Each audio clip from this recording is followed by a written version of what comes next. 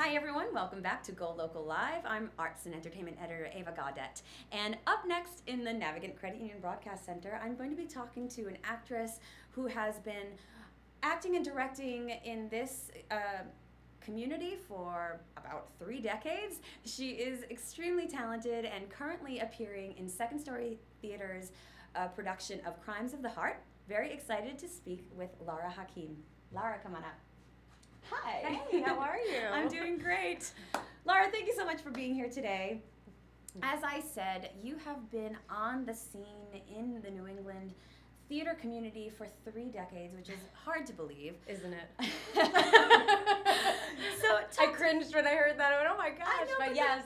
But the I'm thing a theater brat, exactly. as she well knows. We're both theater brats. I mean, you got started, the reason is because you got started really young, Yeah. and you've just been working consistently. Absolutely. Tell us a little bit about that journey, about... Sure. So my parents met on the local stage. My mom saw my dad in a show and a Pawtucket Community Players, and she got involved in the next show to meet him, and years later married. I'm born along with my brother, and then I... caught the bug, literally, fell in love with the stage, fell in love with the community, and Rhode Island has such a robust community of theater and arts, and that's why, you do what you do. It's absolutely amazing. So I've met my second family through the Rhode Island and the New England Theater Network, being on stage and off stage, and through the Rhode Island College and all of that. Yeah. So it's been amazing for me. And Second Story Theater is a place where you've worked a lot through the years. Yes. I came in when they first established themselves in Warren, because Ed Shea and Pat Hagenauer had established it years prior to me being in the circuit. But when they came to Warren, the East Bay has been my hometown for a long time, and it was wonderful to see its inception and be part of the growth of the foundation of Market Street, and how it's evolved through the years, and the community of actors and backstage people that I've met, and even the East Bay community, and how it's kind of welcomed the arts.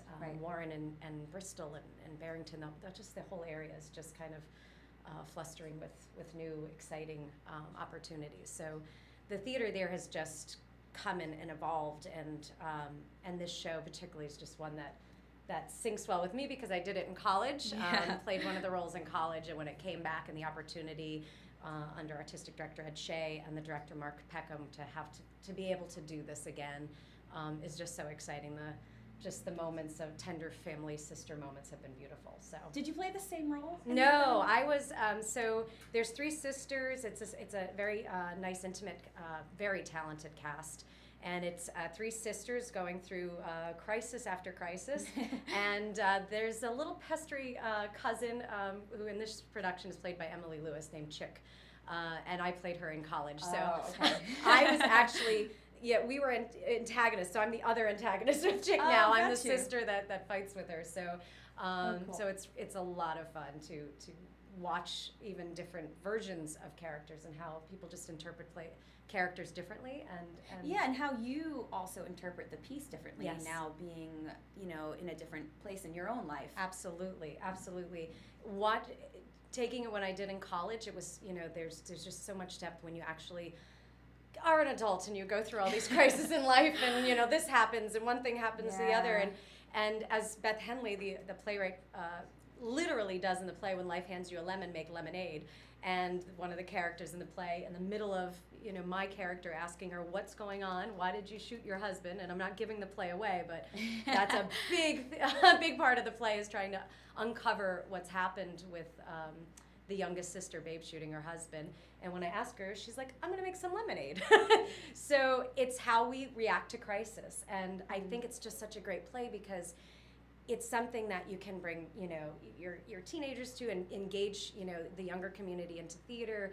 It's a great show for the holidays, because all 3 sisters deal with crisis differently, as well as there's 2 gentlemen, a lawyer who comes into the play, and my old boyfriend who comes back to town. So we all kind of are dealing with the same events differently, but we all have to come to some kind of conclusion to get to the end state. And it's really funny that now that I'm doing this later in life, I realize how we need to cope differently, and how we need to accept that everybody else doesn't cope the same way, and you can't just keep hammering the same way at something and feel like you're going to get the same result. Yeah. So Mark Peckham, who's directed this, has really evolved that with the cast during the rehearsal process. So it's been fun. That's really cool. I heard you mention earlier that you have a brother. Yes. That you don't have sisters? No. So how was the, creating these relationships, the sister bond between the actors? What was that like? How did Mark as a director help you guys? Or how did you as actors create it? Yeah.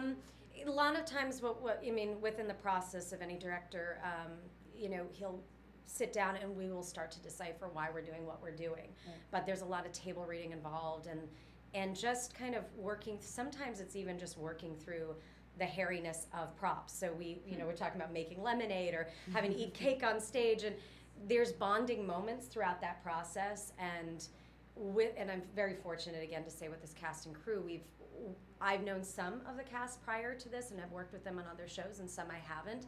And it's just kind of, when we're struggling with a particular scene, again, it's you're faced with a crisis, you're faced with a challenge, and we've kind of bonded and evolved during the structure of that. So during, figuring out how am I going to get this over to this actress because they're going to need it to come onto this stage, or we're backstage and we're struggling because I've got a coat and I've got to put my boots on.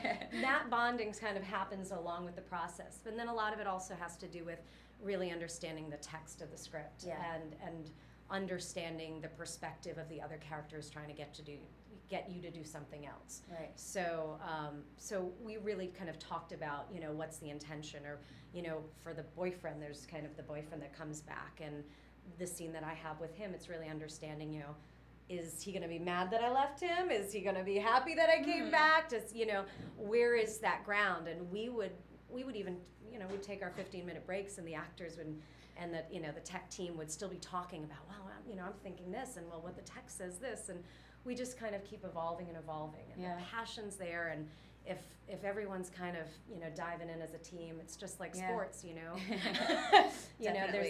there's definitely no weak link. We are also invested in this show, that even backstage, and we're going into our third weekend now, and it runs till December 17th.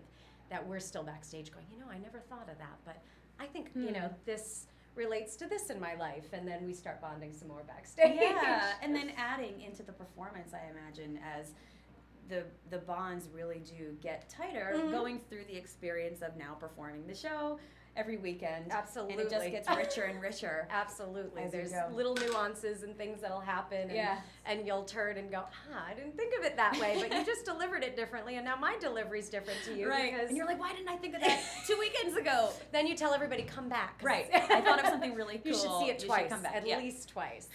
Tell 4 friends, see it twice, definitely. Right. So you had mentioned that this is a good family show, but particularly for teens. Why do you think that this is such a poignant piece for them? I think because I think it relates to family and bonds that you have with siblings, with cousins, and I also think again it goes with dealing with life. And I know for myself, went to school, went to college, and then you go out in the real world and life happens. Yeah. And you can't. There's no grade when you have to deal with the aspects of life and what hits you.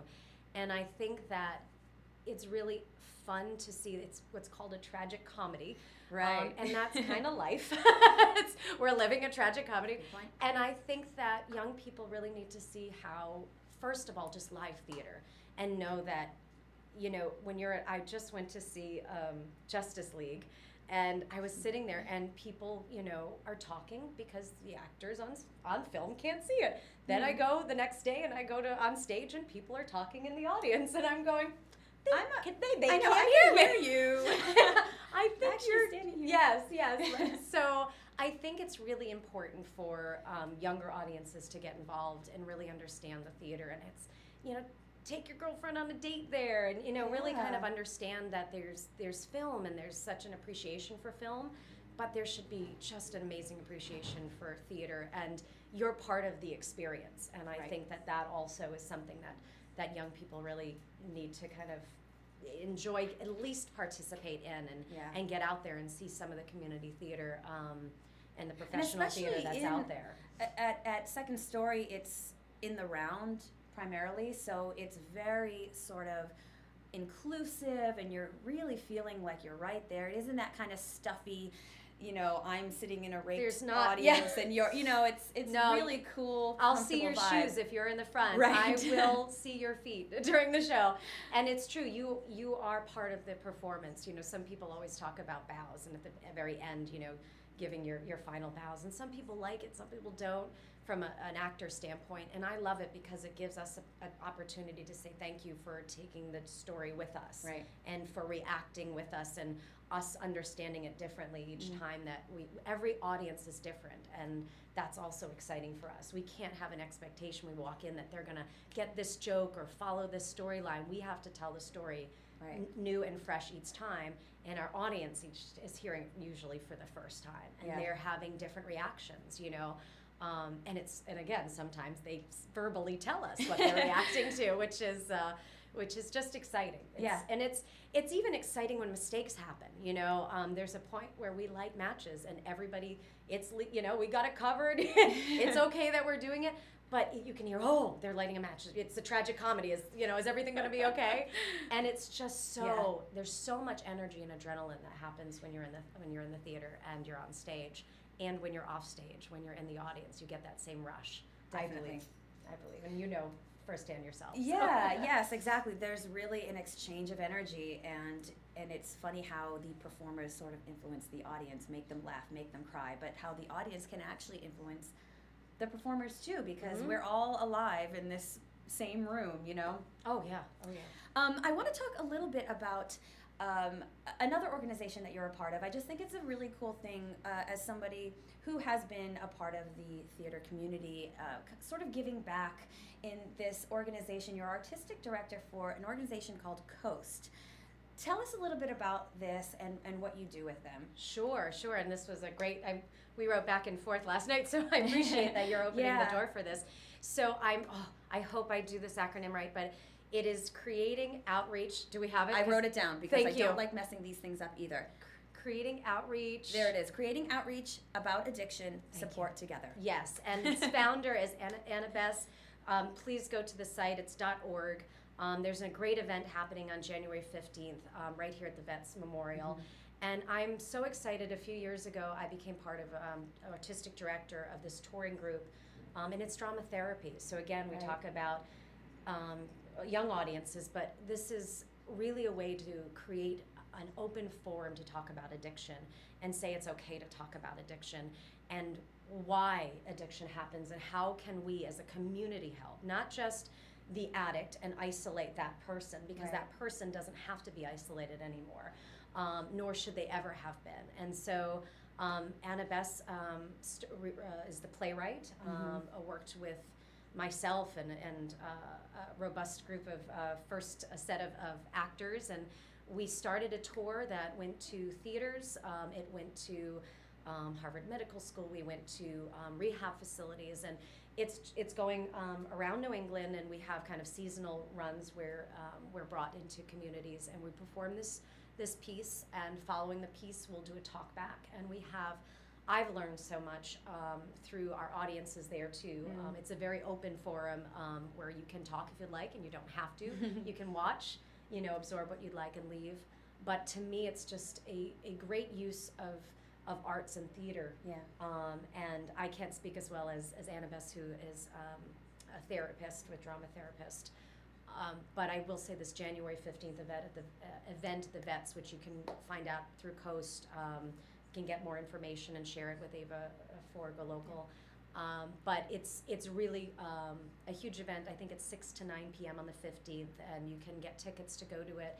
And it really is going to just talk about 4 legs to stand on. There'll be doctors, there'll be recovering addicts, and we're really just trying to get this community to stop thinking of this as a secret or something to be ashamed of or hide about.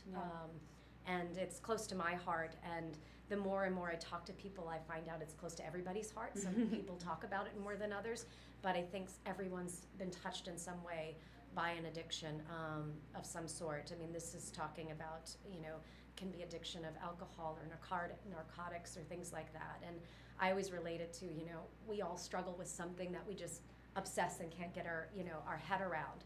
And we don't have to necessarily know what that conclusion is, or how to solve it. We just have to be open and respectful that people are going through, this process and this disease, and how we can be there just to support and have an open understanding of it. So, and the 15th will be a really exciting event. It's still in the process. I've got a meeting tonight on it. And well, it's always wonderful to be able to utilize theater and creative arts in such a healing way. And Yes. I know you very well, so I know that this is something that is perfect for you to be a part of, because it's a great opportunity for you to give back, and I know it's an important cause.